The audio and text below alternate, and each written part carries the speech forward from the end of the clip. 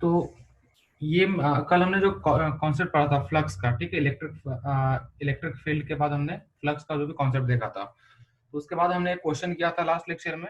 फिर आज हम लोग को ये क्वेश्चन सॉल्व करना है। A charge Q is placed at the centre of the sphere. तो एक स्फीयर है, मान के चलिए एक स्फीयर है, यहाँ पे चार्ज क्यू रखा हुआ है, ठीक है। तो चार्ज क्यू रखा हुआ है, वहां तक ठीक था। बोला क्या है, taking outward normal as positive. ये जो चार्ज क्यू से जो फील्ड लाइन निकल रहा है, ठीक है, तो वो आउटवर्ड जो निकलेगा उसे हमने पॉजिटिव लिया है। ओके, तो find the flux of the electric field. हमें क्या करना है, फ्लक्स फाइंड करना है, ठीक है, through the surface of the sphere due to the enclose charge. तो इसके अंदर में जो चार्ज है, ओके, उस चार्ज की वजह से हमें इलेक्ट्रिक फील्ड यहाँ पे क्या करना है, इलेक्ट्रिक फ्लक्स फाइंड करना है, ठीक है। ओके, तो इलेक्ट्रिक फ्लक्स का मैंने फॉर्मूला क्या बताया था। पहली बात तो यहाँ पे एक चार्ज हमने स्फीयर के बीच में रख दिया है, ठीक है, और इसका रेडियस हमने मान लिया कुछ तो भी आर है। ओके, इसका रेडियस हमने क्या ले लिया, आर, और उसके वजह से लेट अस अज्यूम कि ये जो एरिया है, यहाँ का सरफेस एरिया है, लेट अस अज्यूम ये डेल्टा ए अगर हो गया, डेल्टा ए इसका क्या हो गया, एरिया हो गया। ओके, तो अगर मैं यहाँ पे बोलूं कि फ्लक्स का फॉर्मूला क्या होता है, तो फ्लक्स का फॉर्मूला आप लोगों को पता है सबको। फाई इक्वल्स टू क्या होता है, E into D S into cos theta, ठीक है, E D S cos theta. Theta का वैल्यू जीरो होगा, क्यों, क्योंकि यहाँ से निकलने वाले फील्ड लाइंस और ये जो आपका स्पीयर है, दोनों का डायरेक्शन सेम है, इसलिए थीटा का value zero. Cos 90 cos zero कितना होता है, 1। ओके, अभी देखो, एक एक चार्ज की वजह से डिस्टेंस आर पे अगर मैं इलेक्ट्रिक फील्ड बताऊं, किसी एक चार्ज का इलेक्ट्रिक फील्ड कितना होता है, तो आप लोगों ने फॉर्मूला पढ़ा है, Q upon 4 pi epsilon nought, ठीक है, Q upon 4 pi epsilon nought into R square, ठीक है, Q upon 4 pi epsilon not R square into. Okay, अभी देखो डीएस, डीएस में वैसे ही लिख देता हूँ, ठीक है, डीएस मतलब क्या, एरिया। ओके, अभी देखो फाइव को हम अभी इंटीग्रेट करेंगे, ये डी फाइव था, अब हम डी फाइव को भी हम इंटीग्रेट करेंगे, तो हमें क्या मिलेगा, डी फाइव को हमने जैसे इंटीग्रेट किया, ओके मैं पहले एक और रफ कर देता हूँ,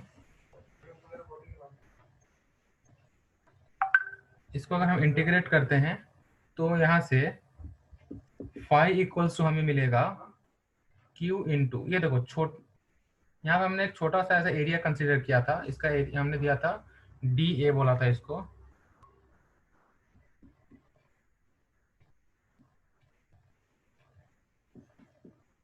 डी ए बोला था, तो इसका पूरा का एरिया क्या हो जाएगा, मान के चलो छोटा का एरिया अगर डी ए है तो पूरा का एरिया समथिंग ए रहेगा। ओके, तो Q into A, area of A क्या है, area of sphere upon 4 pi epsilon not R square.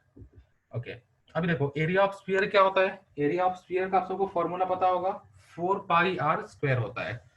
तो Q upon 4 pi epsilon not R square into area का फॉर्मूला क्या होता है, 4 pi R square, 4 pi R square. Okay, area of sphere 4 pi R square मैंने लिख दिया। अभी देखो 4 pi cancel, R square cancel, बचता क्या है, Q अपॉन एप्सिलॉन नॉट, ठीक है। तो एक छोटे से चार्ज की वजह से कितना इलेक्ट्रिक फ्लक्स जनरेट हो रहा है, it's Q upon epsilon nought, ठीक है। कोई डाउट है इस क्वेश्चन में? No sir. ओके, तो फटाक से इसको नोट कर लो। फिर अगर ये क्वेश्चन समझ में आया तो फ्लक्स का एक आगे का जो टॉपिक होता है जिसे हम लोग बोलते हैं गॉस थ्योरम, गॉस लॉ, ठीक है। तो गॉस लॉ क्या होता है वो मैं बता देता हूँ फिर।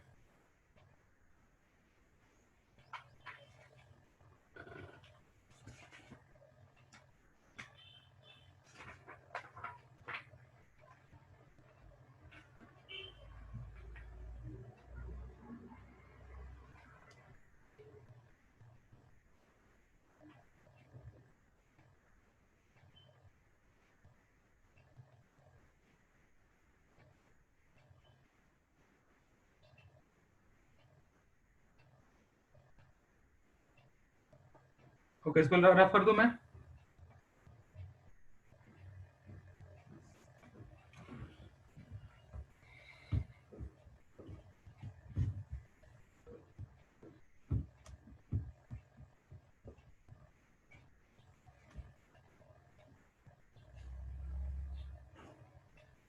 ओके, नेक्स्ट टॉपिक क्या है हमारा? Gauss law. गॉस लॉ का ओके जी, गॉस लॉ। अब गॉस लॉ में क्या होता है कि यहाँ पे भी हम लोग फ्लक्स ही कैलकुलेट करते हैं, ठीक है। यहाँ पे भी हम लोग क्या करते हैं, फ्लक्स कैलकुलेट करते हैं। बट वो जो फ्लक्स जो भी हम कैलकुलेट करते हैं वो किसकी वजह से होता है? वो किसी भी चार्ज को, यहाँ पे मान के चलो एक क्लोज सरफेस एरिया, ऐसा कुछ तो भी एक सरफेस है, इसके अंदर में, क्लोज सरफेस के अंदर में जितना भी चार्ज हो उसके वजह से हम लोग यहाँ पे क्या करते हैं, फ्लक्स कैलकुलेट करते हैं, ठीक है। तो मैं आपको बता दूं, पहले गॉस लॉ का मैं डेफिनेशन बताता हूँ, उसके बाद मैं बताता हूँ गॉस लॉ को हम का इस्तेमाल हम लोग कैसे करते हैं। तो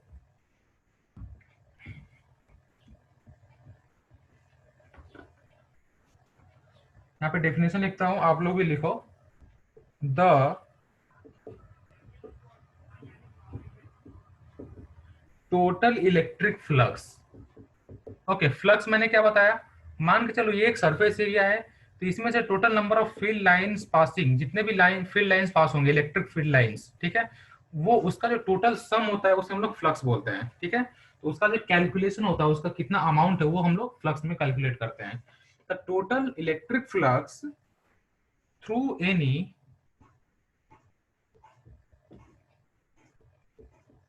closed surface, any closed surface, okay, is equal to the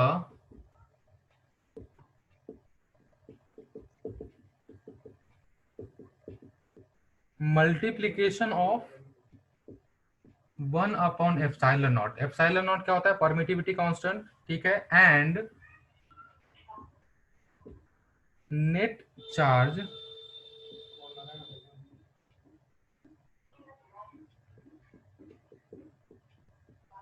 enclosed by the surface, ठीक है।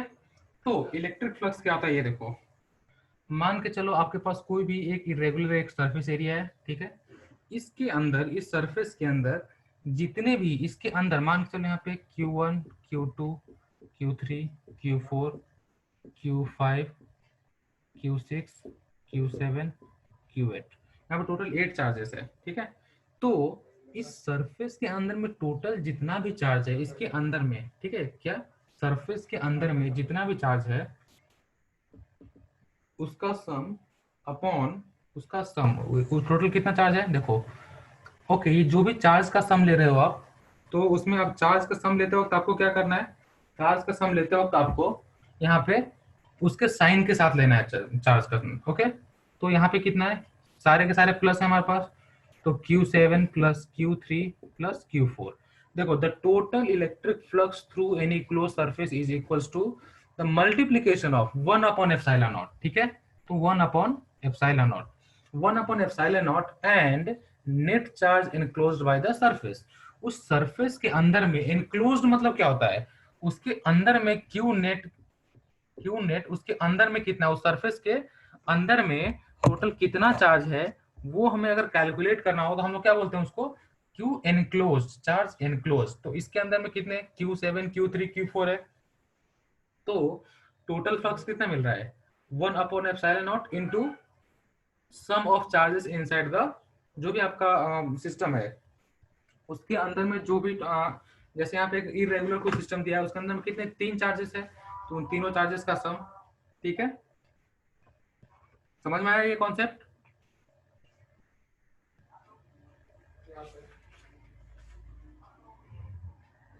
क्या बताओ, समझ में आया कि नहीं ये concept? Yes, sir. Yes sir. एक बार इसे नोट कर लो, फिर इसके ऊपर मैं छोटा सा क्वेश्चन देता हूँ, देखते हैं जो होता है क्या क्वेश्चन सॉल्व।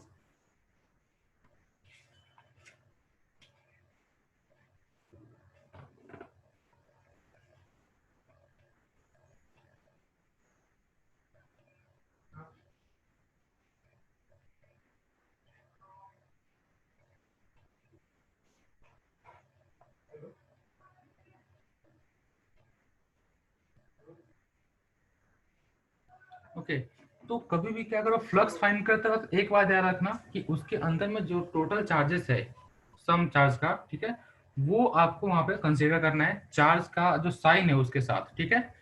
अगर टोटल साइन जब तक आप नहीं लोगे, पॉजिटिव है तो पॉजिटिव, नेगेटिव है तो नेगेटिव लेना है, ओके। तो एक बार अगर आपने लिख लिया तो मैं इसको रफ कर देता हूँ, फिर इसके ऊपर छोटा सा क्वेश्चन दूंगा, बहुत सिंपल क्वेश्चन रहेगा ये, ओके।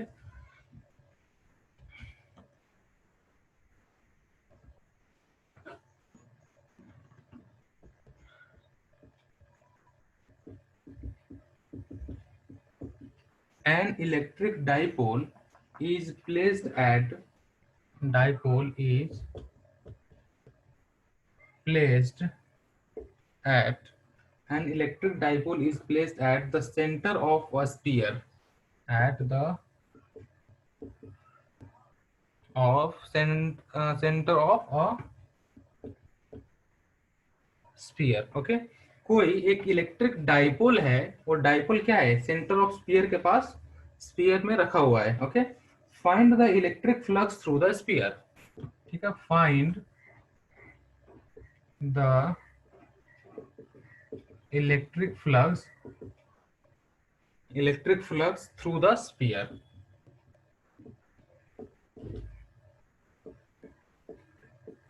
ओके, बताओ आंसर क्या होगा इसका। क्वेश्चन क्या समझा, an electric dipole is placed at the centre of a sphere, find the electric flux through the sphere. जो भी स्फीयर है उसके थ्रू कितना इलेक्ट्रिक फ्लक्स जा रहा है वो हमें कैलकुलेट करना है। बता सकते हो ऐसे क्वेश्चन को सॉल्व करके।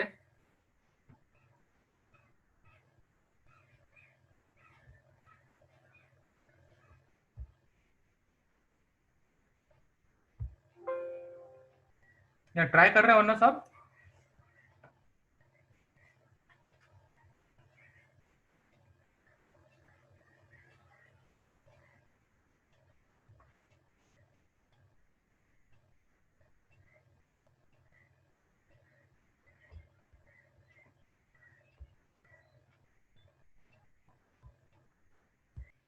देखो क्वेश्चन में क्या है, एन इलेक्ट्रिक डाइपोल, क्या यहाँ पे एक इलेक्ट्रिक डाइपोल है, ठीक है। डाइपोल, डाइपोल मतलब क्या होता है, डाइपोल मतलब हमने कल परसों के लेक्चर में समथिंग क्या पढ़ा था कि इक्वल एंड अपोजिट चार्जेस।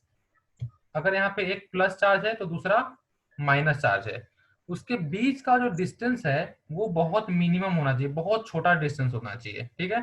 तो लेट अस अज्यूम इसके बीच का डिस्टेंस 12 है, जो कि बहुत छोटा है, ओके।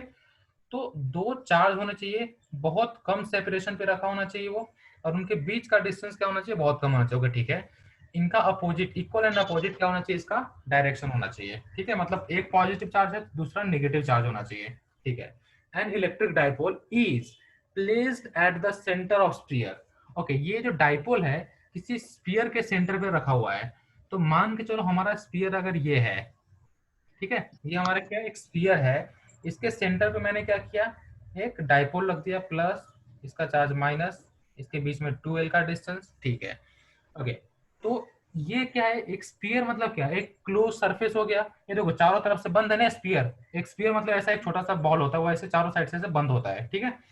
तो उसके बीच में अगर आपने यहाँ पे एक डाइपोल रख दिया, ठीक है, यहाँ पे क्या किया, डाइपोल रखा है। डाइपोल मतलब क्या होता है, कोई भी डाइपोल होना, यहाँ इसका चार्ज कितना भी हो हमें कुछ लेना देना नहीं है, ये जितना पॉजिटिव होगा उतना ही नेगेटिव होगा, ठीक है। और ये क्या है, ये टोटल जो चार्ज है वो एक स्फीयर के अंदर में रखा हुआ है। तो ऐसे केस में फाइंड द इलेक्ट्रिक फ्लक्स। तो इलेक्ट्रिक फ्लक्स क्या होता है, phi equals to Q enclose. Q enclose का मतलब क्या होता है कि कोई भी स्फीयर के अंदर में कितना चार्ज रखा हुआ है, टोटल नंबर, टोटल चार्ज। तो अगर ये प्लस क्यू है तो ये कितना है, माइनस क्यू। तो क्यू एनक्लोज हम मैंने क्या बोला, साइन के साथ लेना, तो plus Q minus Q upon epsilon not. अभी देखो प्लस क्यू माइनस क्यू कितना होता है, 0 अपॉन एप्सिलॉन नॉट। तो अगर किसी स्फीयर के अंदर में, ओके, 0 अपॉन एप्सिलॉन क्या होता है, 0 ही होगा वो, ओके।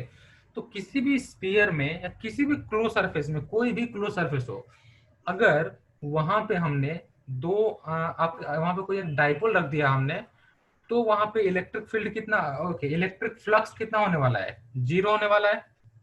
चाहे मान के चलो यहाँ पे मैंने एक स्क्वायर दे दिया, क्वेश्चन चेंज करके मैंने स्क्वायर दे दिया, वहां पे एक इलेक्ट्रिक ऐसे डाइपोल रख दिया। मैंने एक ट्राइंगल दे दिया, कोई भी डायग्राम दे दो, कोई भी फिगर दे दो, लेकिन अगर वहां पे डाइपोल आ गया, तो डाइपोल मतलब क्या, एक पॉजिटिव दूसरा नेगेटिव, दोनों को सम करोगे तो कितना मिलने वाला है? 0। और 0 अपॉन एनीथिंग क्या होता है? 0। इसीलिए ऐसे क्वेश्चन को सिंपल आराम से आप थोड़ा सा दिमाग लगाकर सॉल्व कर सकते हो। यहाँ पे फ्लक्स की वैल्यू कितना है? फ्लक्स इक्वल्स टू 0 आ गया। ठीक है, Yes, sir. समझ में आया question? Yes, sir. Yes, sir. Yes, sir. नहीं समझा? समझा सर। ओके ओके, चलो ठीक है, बहुत बढ़िया। तो फटाक से एक बार लिख लो।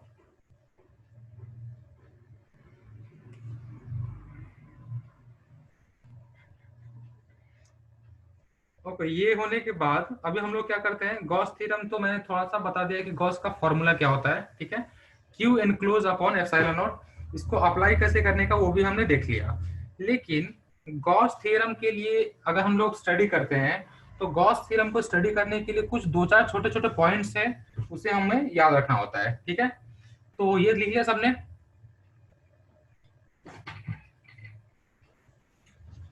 हाँ सर। ओके, तो गॉस थ्योरम जो भी जब भी हम अप्लाई करते हैं तो दो चार कुछ पॉइंट्स है जो हमें हमेशा याद रखना होता है। पहली बात, सबसे पहला पॉइंट जो हमें याद रखना है गॉस थ्योरम यूज करते वक्त कि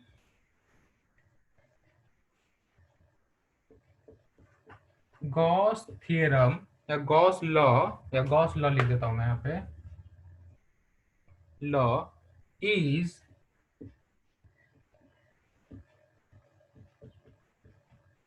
यूज्ड फॉर क्लोज्ड सरफेस। ठीक है, गॉस थ्योरम हम कहाँ पे यूज करते हैं? जब तक हमारा सरफेस क्लोज नहीं होगा तब तक हम गॉस थ्योरम यूज नहीं कर सकते। ठीक है, तो गॉस थ्योरम यूज करने के लिए सबसे फर्स्ट एंड फॉरमोस्ट रिक्वायरमेंट क्या है कि वो सरफेस जो है आपका वो क्लोज होना चाहिए, चारों साइड से घिरा होना चाहिए, किसी भी साइड से ओपन नहीं होना चाहिए। ठीक है, तो पहला रिक्वायरमेंट हमारा होता है this should be the surface should be closed. Second, Gauss law is an alternative to Coulomb's law. Okay,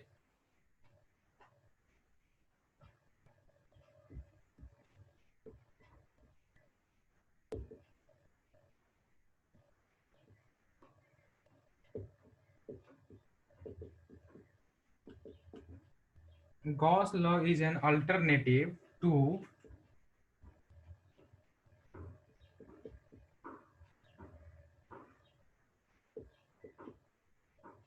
Coulomb's law। ठीक है, जहां पे हम Coulomb's law यूज करते थे, ठीक है, Coulomb's law यूज करते थे यहाँ पे, जहाँ पे हम इलेक्ट्रिक फील्ड फाइंड करते थे, वो सारे कॉन्सेप्ट हम लोग क्या कर सकते हैं, गॉस लॉ के थ्रू वहां पे सॉल्व कर सकते हैं। जैसे मान के चलो इलेक्ट्रिक फील्ड फाइंड करना है आपको।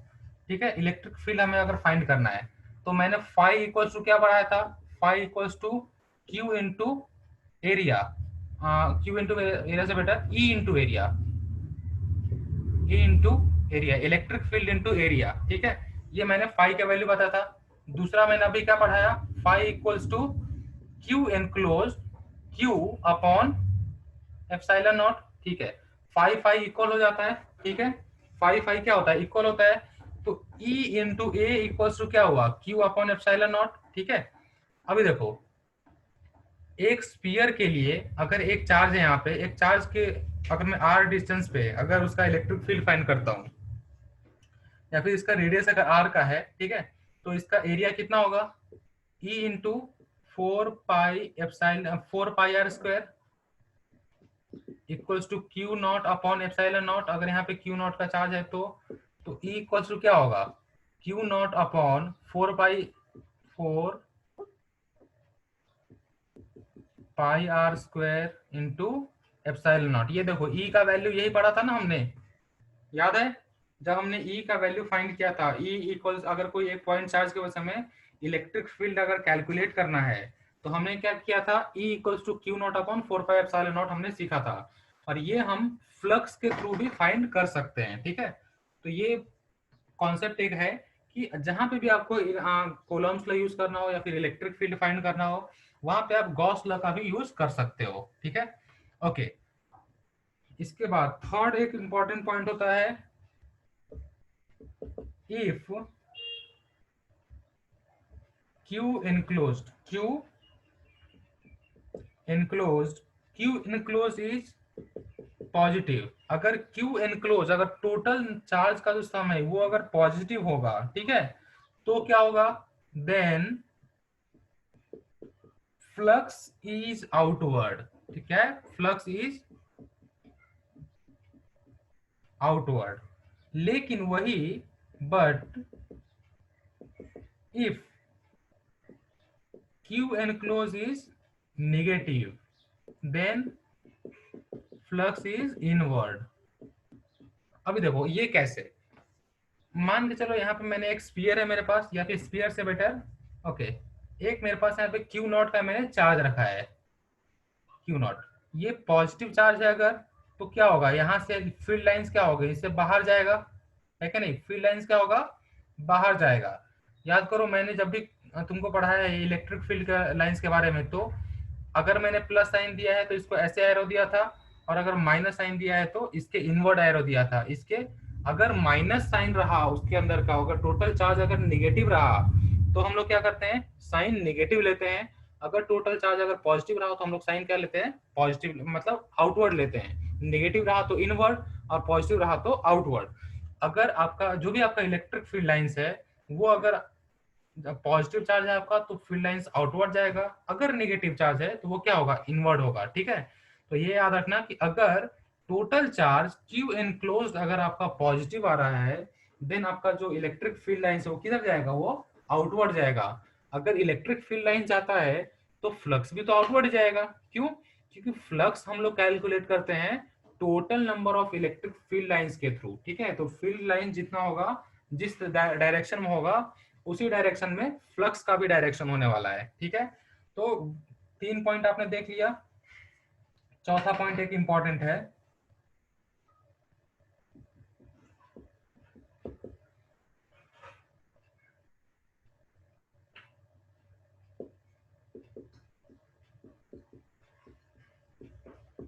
The flux is independent of size, ठीक है, independent of size and sizes and shapes of the surface. तो जो भी आपका सरफेस है उसका शेप हो या साइज हो उसके ऊपर डिपेंड नहीं करेगा। किसके ऊपर डिपेंड नहीं करेगा, ये देखो इतना बड़ा मैंने सरफेस बनाया, इस पे मैंने plus Q1 minus Q2 plus Q3 इतना मैंने चार्ज रखा। वही मान के चलो मैंने छोटा सा एक और सरफेस बनाया, उसी में Q1 minus Q2 plus Q3, ठीक है, यहाँ पे मैंने चार्ज रखा। हमें फ्लक्स का फॉर्मूला क्या पढ़ा है हमने, Q enclosed upon epsilon not. वहां पे कहीं पे एरिया का डिस्कशन हुआ है क्या, नहीं हुआ है। मतलब अभी जो हमने फॉर्मूला देखा गॉस थ्योरम, गॉस लॉ हम लोग कहाँ पे जब भी हम गॉस लॉ अप्लाई करते हैं तो total number of charge, total amount of charge के ऊपर डिपेंड करता है, ना कि आपका जो सरफेस है उसके ऊपर डिपेंड करेगा, ठीक है। तो ये चारों पॉइंट बहुत इंपॉर्टेंट है, ठीक है, ये फटाक से सब लोग लिख लो। इसमें किसी को डाउट है? No No, sir. sir. Okay good, चलो तो एक बार ये सारे पॉइंट फटाक से लिख लो, ये सारे बहुत इंपॉर्टेंट पॉइंट्स है, ठीक है। फिर हम लोग इसके बाद आपका जो गॉस थ्योरम है उसके ऊपर थोड़े बहुत कुछ क्वेश्चन कर लेंगे, ठीक है।